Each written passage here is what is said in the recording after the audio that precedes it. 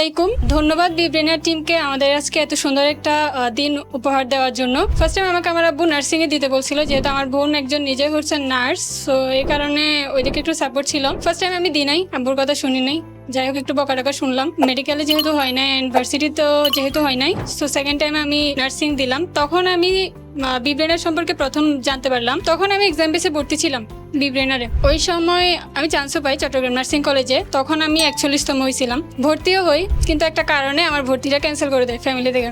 আমার প্ল্যান ছিল যে যেভাবে হোক ছুটি করে হইলে আমি থার্ড টাইম আবার নার্সিংয়ে দিব। বড় ভাই অনেক বেশি সাপোর্ট করে। বড় ভাই বলে যে ঠিক আছে, যদি থার্ড টাইম থাকে তুমি নার্সিং আবার দাও। তারপর আমি আবারও বিব্রেনারের সাথে ভর্তি হয়ে ওখানে এক্সাম বেছে দাও এক্সামগুলো দিতাম।